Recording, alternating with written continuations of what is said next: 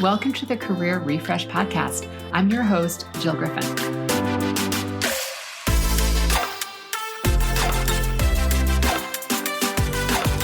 I'm a former media and marketing executive turned career strategist and executive coach. I spent my career working my way up and through the ranks of global organizations and startups, and today I show others how to do the same. Join me each week as we discuss the strategies and actionable steps to leverage your strengths, increase your confidence, and develop your career well-being. Ready? Let's do it.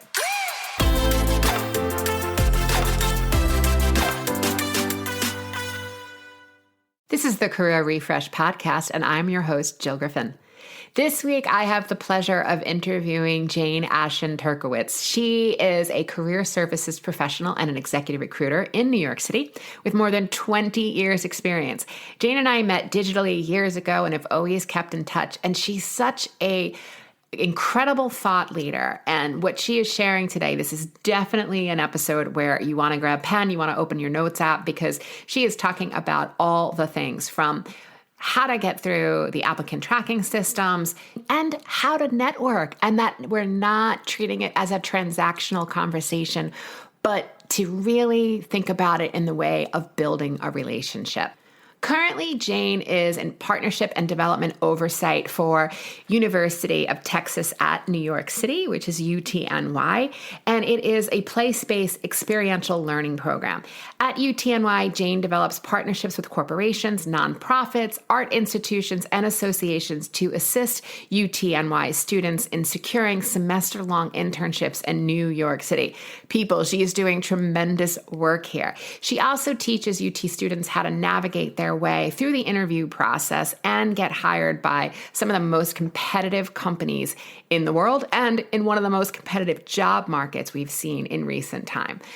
She is a featured blogger and she writes regularly about career-related topics on LinkedIn. She's also published a variety of articles in consumer trade publications. Her work has been featured in Business Insider, Adweek, iMedia, Elle, The Ladder's Real Simple, just to name a few. She has also been a panelist at industry events, including Women's in Communication. And you can also find her advice in the book, Wanted, A New Career, the definitive playbook for transitioning to a new career or finding your dream job, by Marlo Lyons. Jane is an expert in this area. She has spent her career prior to being a recruiter serving as a marketing executive, where she rose to the ranks of several companies like 17 Magazine, Disney, and the New York Times. She's a graduate of University of Michigan and an avid traveler, and she currently resides in Westchester with her husband, 2 kids, and her dog. Dig into this episode. As always, if you have any questions, email me at hello@jillgriffincoaching.com. And listen, we can always bring Jane back. If you have questions, we can do an FAQ. We can bring her back and get your questions answered. Friends, thank you for being here. I wish you a beautiful week, one that is filled with so much possibility. Now, here's Jane. Hey, Jane. I am so excited that we get to have this conversation. I know we've been trying to do this for a while, so I'm glad that you're here today with me. Hi, Jill. Thanks so much for having me. Thanks. So, as I ask everyone, take us through your career journey. Like, you are a top, well-known recruiter, and you've made a pivot recently into going on to the academic side of things and recruiting there. But take us through how you got there. I mean, over 20 years of doing professional services and an executive recruiter, you've got a lot of information to share with us today. And I want you to tell us how you got there. Yeah, sure. So I do like to start off by saying this, and I promise I won't be 20 minutes long, but I majored in Russian history at the University of Michigan, and people are always fascinated by that because why, and how did you end up doing what you're doing? My point in saying this is that it doesn't matter what you majored in. This is for your younger listeners. You never know where your career is going to pivot. I started out at the New York Times in market research, then went into marketing. I spent about 10 years on the marketing side in major media organizations when I decided I wanted to do something that was a little bit more people-oriented. And that's when I took a stab at recruiting. It came by fortuitously to me. I was thinking about it in my own brain, and I never said anything to anyone. And the only recruiter that I ever worked with happened to ask me if I was interested in a marketing director role at Us Magazine. And I said, actually, I'm pregnant. And she said, She said, well, how would you like to work for me as a recruiter? And I said, I can't believe you just asked me that. And that is how I started recruiting. So I do That's believe it was, amazing. yeah, there was karma, cosmic energy that put me there, and it was the best decision I've ever made in my life. And I always worked for sort of boutique agencies, helping them to build out their digital businesses when Web 1.0 started. And then I opened up my own firm called High Touch Executive Search back in 2014, in which I focused on executives only. Okay. And then recently you made the switch to go to University of Texas, Austin. Yes, What's I about did. that? So what happened is I started doing a fair amount of writing and blogging on career development, job search strategy, and leadership. And lo and behold, I started getting millions of readers on LinkedIn, which was really shocking, and getting picked up by the Business Insider and all these other places. And I was like, wow, I have something that I can give back here. I have something that people are interested in. I want to help students. I really want to help students who are just trying to navigate their way into the world of careers, and who's teaching them this stuff, really, from a recruiter's point of view, from somebody who's been in the business for so long. So I started building my resume, and I think this is really important for anybody out there who's looking to pivot. You can't just pivot. You have to actually do things to make yourself, someone that people want to hire in a different industry. So started doing some speaking arrangements, spoke at the University of Michigan, spoke at Pace, did some stuff with the ANA. And then this opportunity opened up at the University of Texas at Austin, and I jumped on it, became an advisor first for a year, and came on board in 2020. I am still based in New York, working for a New York program that they set up for New York-based internships. Okay. So I want to touch on a few things that you said over the last few minutes. So one, Russian history, recruiting. And the takeaway of that, which I hear all the time, I studied law, I studied finance, I studied marketing. This is what I'm going to have to go back to school. I'm going to have to get a different degree. I mean, maybe not, right? So the idea that what you study is wonderful, right? Great. You have knowledge in an area. How can you apply that in a different way? I think that's the first point that I heard you make. Second point is the pivot.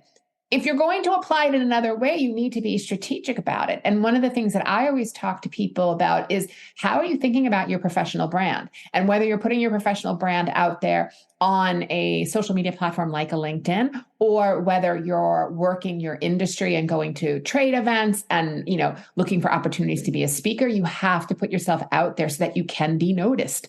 And then third is, you did it in stages, right? So first it was getting picked up by some of the trades, and as you said, Business Insider. And then it was also advising to UT, I guess it's UTNY, right? So advising to them, and then eventually becoming, right? So it's the various stages of it. It didn't happen necessarily overnight.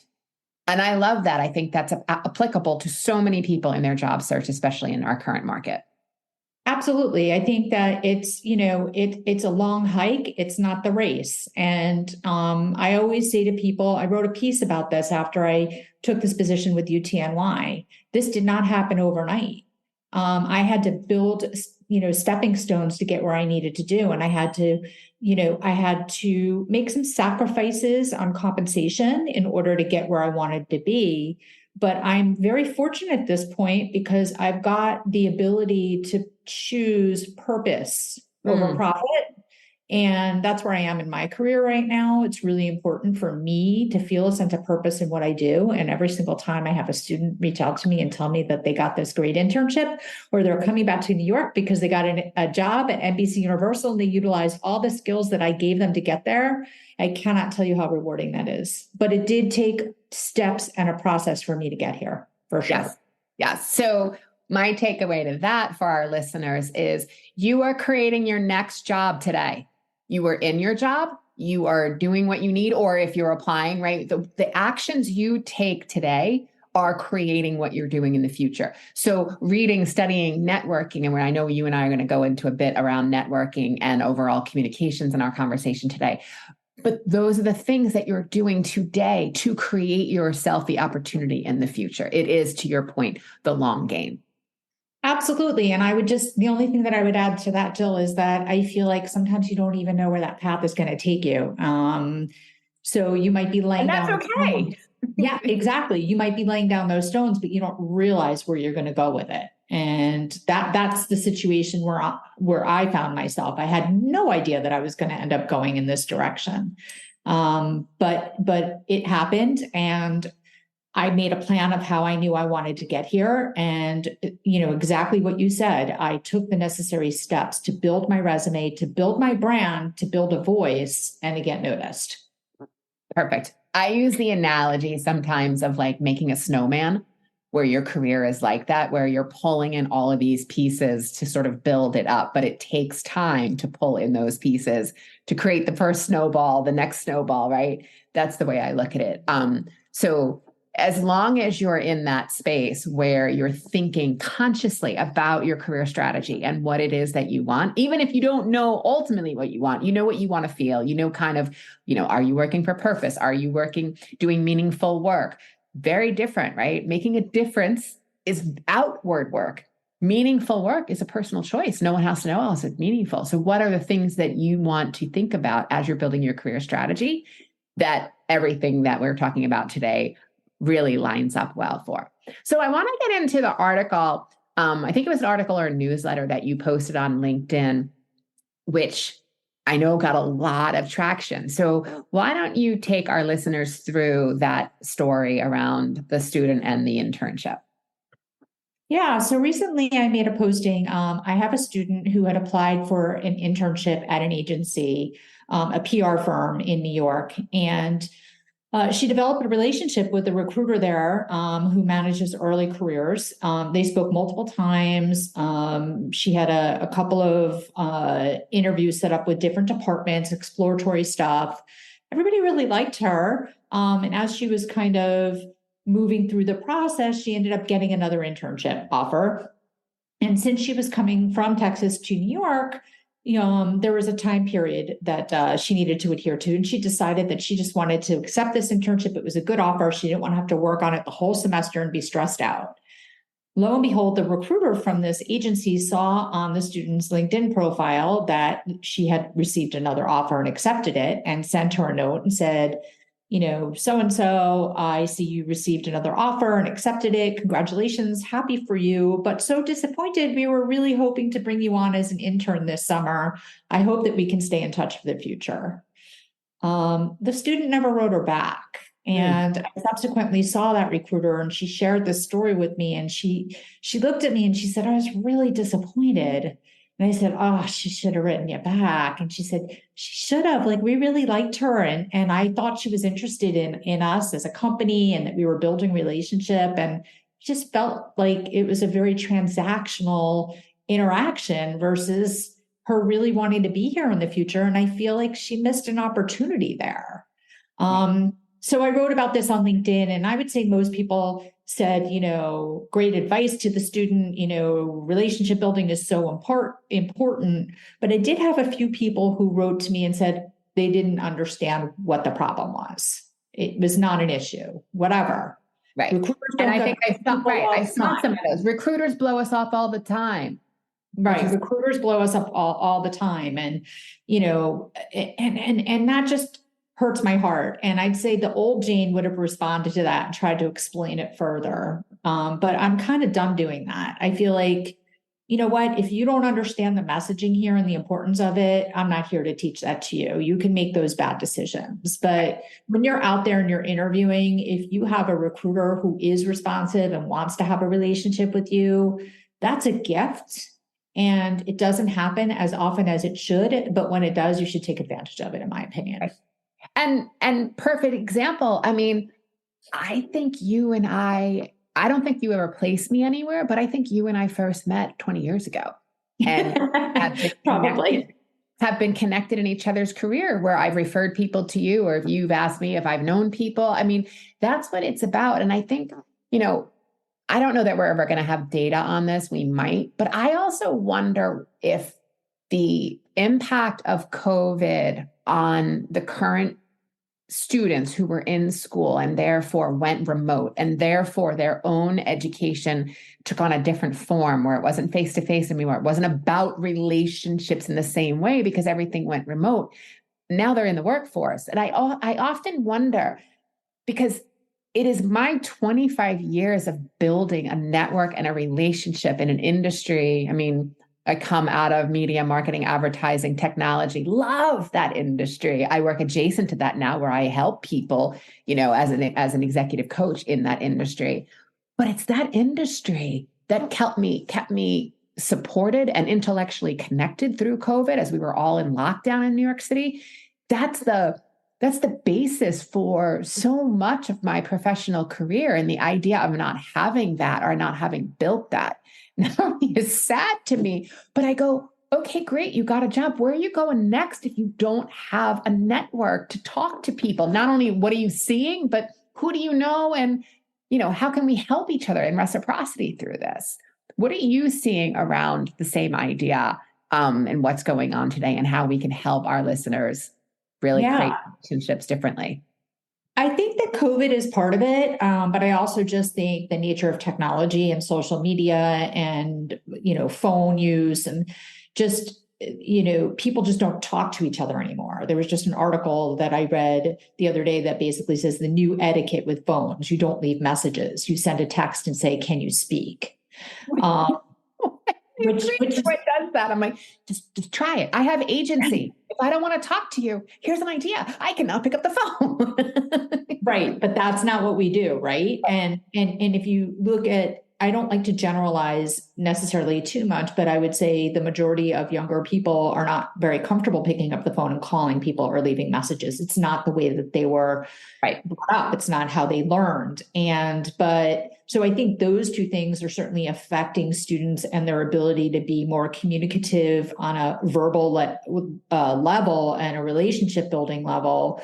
I also think that, networking is a bad word. Just most people think of it like a 4-letter word. Okay. Love this.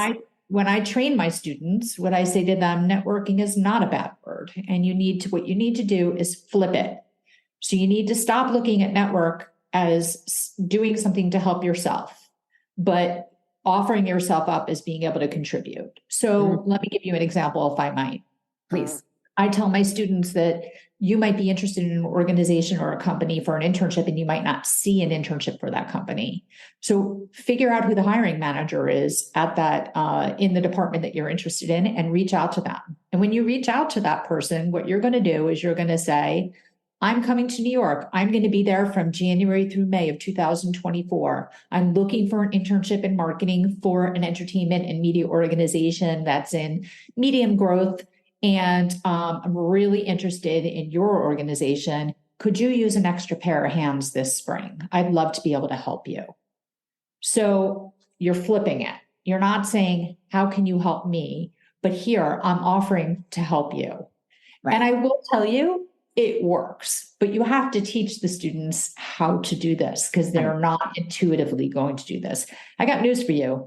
I think some of my your executives listening to this might be having an aha moment as well on this point. I mean, I think it applies for all of us, right? That's why, when I mention reciprocity, so often it's like, oh, I don't want to network. I don't know what to say to the guy, right? Because you're coming at it under the veil of an ask. I need something and I don't know how to say that because I'm going to feel, off, or it's going to feel awkward, versus coming and sharing. We're talking about the entertainment industry and the marketing industry. Well, the writer's strike just ended. Maybe there's a point of view that you have on that where you can reach out to someone and have a conversation. And now next thing you know, you're not asking for anything, but by default, you're showing your thought leadership about how that applies. You're able to do that. And you're not necessarily being like, gimme. It's being in conversation with people. Right. And I think that the two words that you said were really important to me are thought leadership. You can't go into these conversations without having done research and coming with a point of view and knowledge. because that's not going to get you anywhere. In my own example, I will tell you when this program UTNY launched, University of Texas in New York, and I wanted to be a part of it, I reached out to the associate dean who manages this program. And they didn't say, hey, I'm in New York City. I'm looking for an opportunity to get into career development and help students. Would you be open to having a conversation? What I said was, hey, I'm an executive recruiter in New York. I've been here my entire career, have connections across entertainment, media, technology, any kind of business you can think of. Let me help you make connections for your program. I mean, right there is a best use case of how to approach people and go about it. I also recommend to my clients and to my listeners that, whatever trades or whatever podcasts or whatever media you're consuming about your specific industry, to be keeping, however you want to do a repository, but to be keeping links and articles at the ready so that you're making your own life a little bit easier. And then when you connect with someone, you can be useful and maybe share, oh, I saw this podcast that relates to what we were talking about. Again, you're showing that thought leadership, but doing that little by little so that you always have a fresh repository is a lot easier than, oh gosh, I have an interview next week. And now it's all of a sudden, it's like the night before the final and you're cramming. It's a completely different energy where you're able to come in with ease versus panic and graspy and like, oh, I got to figure this out. It's totally different energy. Yeah. And I would also just like to add something to that. I mean, that is all very true. But I also think that what happens with networking is that it does tend to be a little transactional when people don't really know how to do it. So after you make that connection, after you have that interview with that recruiter who seems to be interested in you, but wasn't able to pull the trigger as quickly as you would have preferred, stay in touch with that person. After you've had your internship or your job, stay in touch with that person, connect with them on LinkedIn. When it's their birthday, send them a birthday message. Set up Google searches so that you get information on what's going on with that company or organization. So you can send your contact a note and saying, oh, I just read about blah, blah, blah. Congratulations on that new business win. Yeah. Or congratulations on your promotion. Stay in touch. Don't just reach out when you need something. Yes. All beautifully, beautifully said. So I want to ask you a couple of very specific questions that I see on LinkedIn regularly that people will ask me. I hear my other friends that are recruiters talk about too. And it's just, I know there's not a one size fits all for everyone, but let's talk about what is your definition of getting ghosted? I love this question. I remember once I got into like a little online discussion with somebody who insisted that being ghosted is when a recruiter does not get back to you, even if you applied for a job. So technology has made it extremely easy to get your resume in an applicant tracking system. But what it has done is made it extremely difficult to get your resume actually reviewed by a hiring manager. So any one opportunity could get 10,000, 100,000 applications, and I am not joking. Yes. There is absolutely no way a recruiter can get back to every single person who applies for a role. Okay. It's just not feasible. That's why they have these tools where you can set up automatic replies to anyone who is not interviewed. Thank you for your candidate. Thank you for your application. Fortunately, we're not going to consider your candidacy at this time. At least it's a response, right? Ghosting is when you actually interact with a recruiter or hiring manager or both, and you interview for a job. And I would say even once, if you interview with a recruiter and the recruiter says, I'll get back to you and let you know what next steps are. If you don't hear from that recruiter or hiring manager, I consider that to be ghosting. The recruiter or hiring manager who interviews you, even if it's once, should get back. It's not that difficult. It takes 5 seconds to send an email to the people that you have actually interviewed for a role. I'm not talking about 10,000 applications for a resume. Right. So that's my personal feeling. And if you get multiple emails for a candidate and the candidate just wants to know what's going on, where am I in the process, and you don't get back to them, shame on you as a person. Shame on you as a person. It's not nice. I love that because I think it also kind of releases a little bit of the pressure on what I see as like recruiters ghosted me, blah, blah, blah. So if you've had a conversation and they're saying, yeah, we're going to put you in the list of candidates to move forth and you don't hear back, yeah, that's ghosting. But if you've applied to any of the online ATSs and you've submitted a resume and you don't hear back, while it is really, really easy to set up some AI technology to have an automated response, thanks so much, we're moving forward. We're not moving forward with your application at this time. That's not ghosted. Ghosting is when you really don't hear anything again. Right. When you're expecting to hear. Yes. After you've had a conversation, after you've been considered. And the most egregious ghosting, as we all know, is when someone goes through 3, 4, 5, 6 rounds of interviews, gives up all their time, and then they don't ever hear anything. And that is just, I just don't understand that at all. I just don't. And it does happen. It does happen, unfortunately. Yes. It does happen. To that, how do you break through the ATS? Meaning if the applicant tracking software or system, depending on how you want to look at it, is out there and you see a job posted. I mean, I'm always out there noodling around because I'm sending jobs that I see to clients all the time. Like, here, this might be relevant to you. And we know people there. How do you bust through? Yeah, it's hard. It's really hard. And you have to stick with trying to get an internal referral. That's what your goal is. In a nutshell, get an internal referral. An internal referral goes way further than you just applying into any applicant tracking system. So how do you do that? So for my students, I tell them first to look for alum. Look for alum. Alum are always looking to help students, not always, but most of the time. Yeah. So you're going to get some response. And your goal is to not ask them to give you an internal referral without speaking to you. Nobody is going to do that. You have to develop a relationship with them, have a conversation, ask them questions. Go into that conversation prepared to lead the discussion. The biggest mistake you can do is ask somebody to get on the phone with you and not be prepared to lead the discussion. Have the discussion with somebody. Hopefully it's going to go well. At the end of that conversation, hopefully they're going to say, I know you applied for this role. I'm going to send my colleague a note telling them that we spoke and giving an internal recommendation. If it is not an alum, it becomes a little bit more difficult, but not impossible, right? You have to figure out who the hiring manager is in the department that you're looking to get into. Oftentimes, 99% of the time, especially in the larger companies, a recruiter is screening you out or in.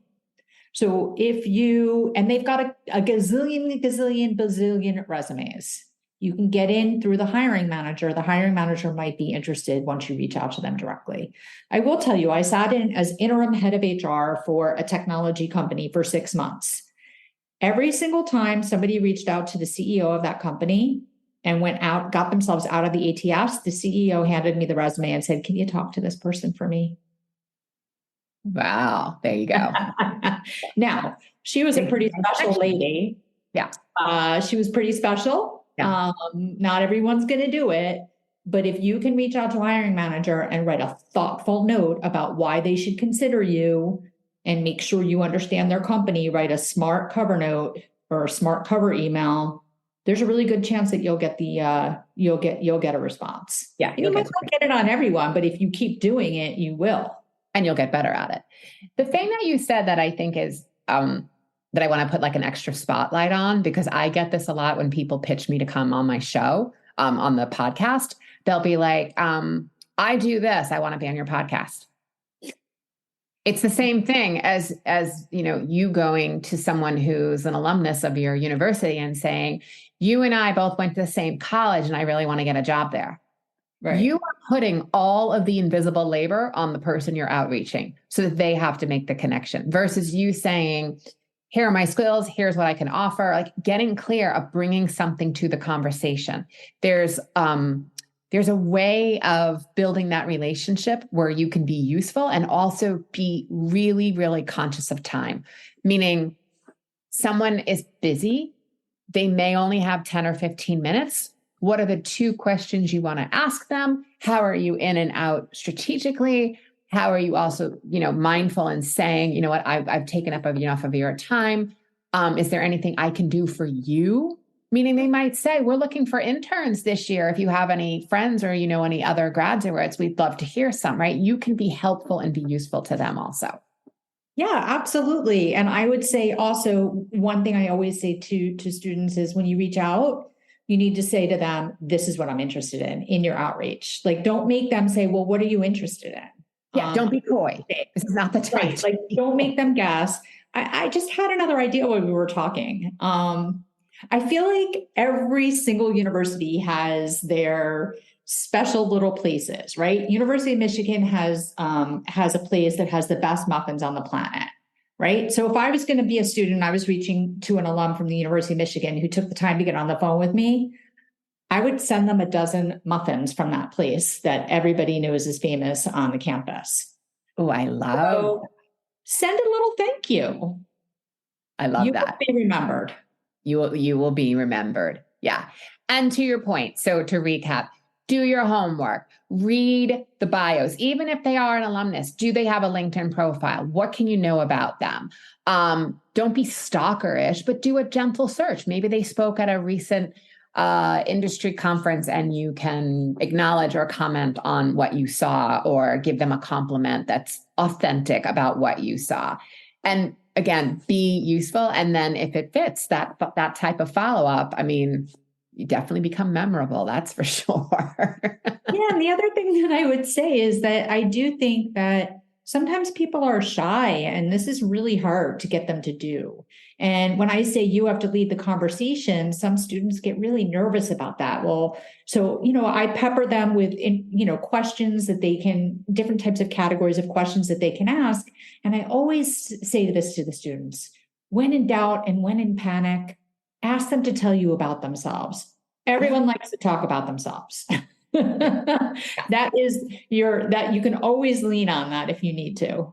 Yes. And the last thing I would say is don't ask them anything that's Googleable. Like, don't ask them like, what do you see in the job market? Like, right. And don't ask them things like, do you have any feedback on my resume or how I can get this job? No, you have an outplacement counselor. If you're still in college, right, you have an outplacement counselor, or there's enough resources, whether it's someone like myself as a career coach or enough free resources out there that you can get feedback in those ways that this person, that's not what they're there for in this moment. That is such a good point. I mean, what you're looking to ask is, well, how did you end up, getting at this company? What do you like the most? Tell me about the culture. What do you think are the top 3 things that, that really stand out in terms of the culture of the company? Or, how did you get into your position? Why did you choose this company?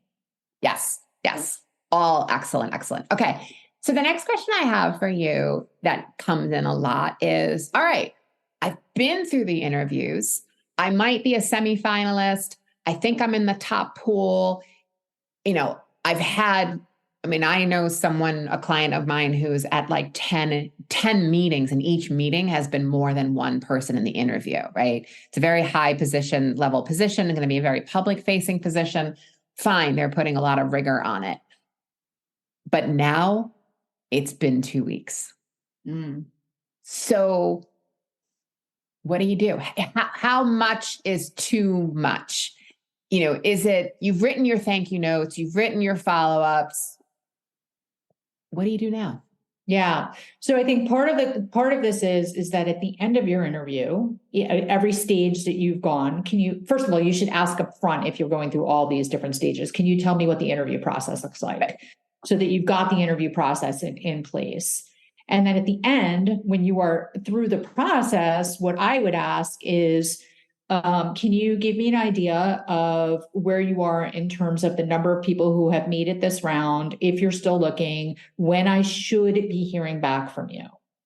So these are trigger points for you to understand the timelines, right? If you're the first person to make it through all of these interviews and they still have 2 people that are going to go through these 10 interviews, you can bet it's going to be a couple of weeks. Yeah. So I would wait probably another 3 weeks if that were the case. So There's no particular exact formula, but you have to take the clues and make some inferences and then decide. I think the big thing is that you do want to follow up and express continued interest and be able to say, is there any additional information that I can give you to help you decide, what direction you are going to be in?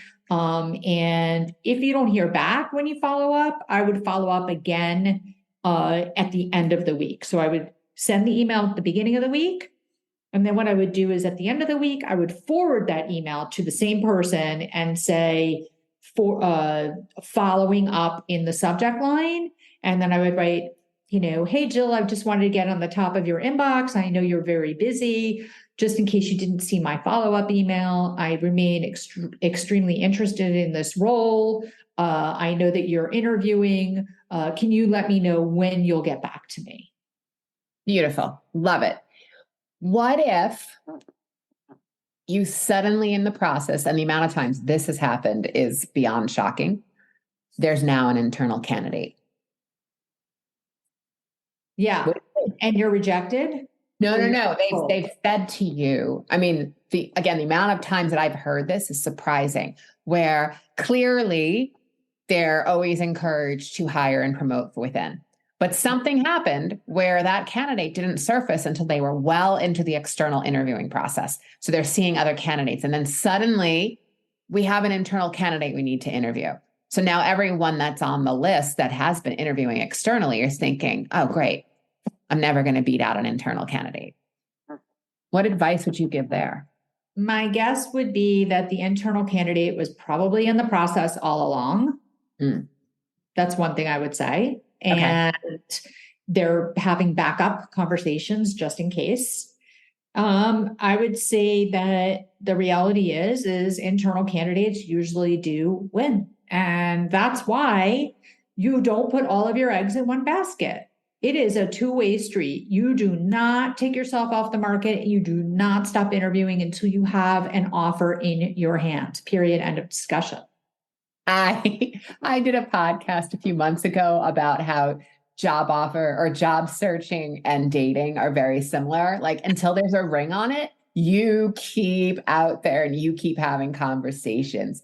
If you're not engaged, you don't have an offer, you're a free agent. Keep going.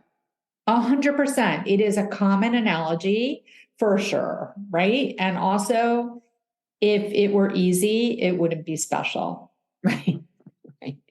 So what advice would you give to someone who's been in the market a while? I mean, we're in this wonky time where wages are still high, unemployment is still low. But yeah, there have been in certain sectors, there absolutely have been layoffs, which creates, adjacent layoffs because of the supporting, or just people being nervous of like, I don't really know what to do. 90 days left in our year. What advice would you give to people who have been out there searching for a while? Yeah, there's a lot of people out there searching. And actually, I will say like recruiters are hurting worse than ever. I've never seen this many recruiters laid off. It's really unbelievable. And I would say that you have to keep at it, keep trying, but don't keep smashing your head into the wall to no avail by just sending your resumes into an applicant tracking system. If you're hitting that quick apply on LinkedIn and that's all you're doing, you will not get a job. You won't. You just won't. You have to network your way in. You have to keep trying to network. And that can be very difficult for people who are not type A, but you have to become comfortable being uncomfortable. You have to get out there. The other thing that I would say is that you have to pencil in some self-care. You have to. I knew you and I were in a line. I said the same thing. The universe has given you the gift of time. Don't spend all day staring at your MacBook and thinking that you're going to be searching for a job all day long. It's not helpful for your brain, and self-care needs to take precedent. You can. And what you can do is you can mark your calendar, let's say 3 hours a day to work on your job search. And then you need to go out. You need to go take a walk. You need to take a hike. You might be, strapped on cash. So you don't want to spend money. There are plenty of things that you can do for free to clear your mind and take care of yourself. And because it can be mentally exhausting, and it's so important to take that time to care for yourself. The other thing that you can do is look into trying to make yourself a little bit more marketable. So it could be that you take some classes, or, even if it's an online certification program that's less expensive, that will help to make you a little bit more marketable. I think that's good. Volunteer if you can, do something good. Go to conferences. In your industry, when you see a conference is happening, raise your hand and see if you can help. because if you help, even on a volunteer basis, you're working with a lot of people, time. you're networking with people, and people are getting to know your work ethic and how you are and who you are, and they're going to be more likely to help you. So you have to get out there. Yeah. Yeah. And to that point, I've seen a lot, at least in New York City conferences, if you volunteer, like we have advertising week coming up shortly. If you volunteer, a lot of times you'll get to attend some of it for free in order to keep costs down. And also I would say, check out your local library, either to volunteer or to take courses. A lot of times, if you have a library card, you can attend a lot of those courses and classes for nominal $10, $15 type things. And sometimes they're also free in order to keep costs down. And then the last area that I would say is LinkedIn.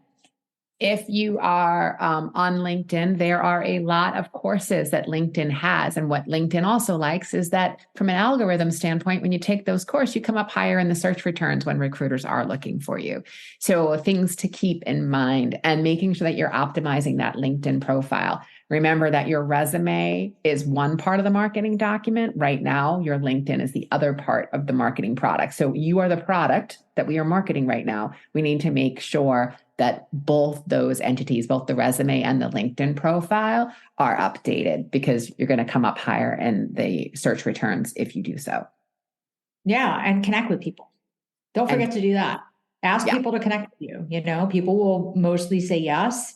The more connections you make is very helpful. But also you can teach yourself things, like from a technology point of view. Let's say you want to learn Excel. You're not a master at Excel. It's easy enough take an hour out of your day to do some video tutorials that you can find online for free to become really good at something like Excel. And YouTube has a ton of really good videos that you can also find too. So all good. Jane, this was really helpful. I know that everyone who's listening to this is probably going to rewind and listen to it again and grab a note and jot down some of your thoughts. So I really appreciate you sharing your expertise with our listeners today. I will put in the show notes where you can follow Jane on LinkedIn. It is a treat to see the content that she writes and the good that she's putting out into the world. And I thank you for being here, Jane. Thank you so much for having me. It was a pleasure.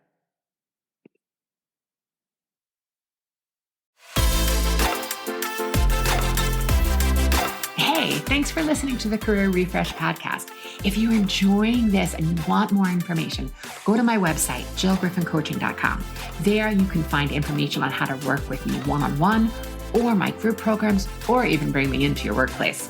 I'll put the link to my website in the show notes. But hey, listen, before you go, do me a favor, rate and review this podcast, because it definitely helps me get the word out to people everywhere so that they can also thrive in the workplace. All right, friends, I appreciate you. I'll see you soon.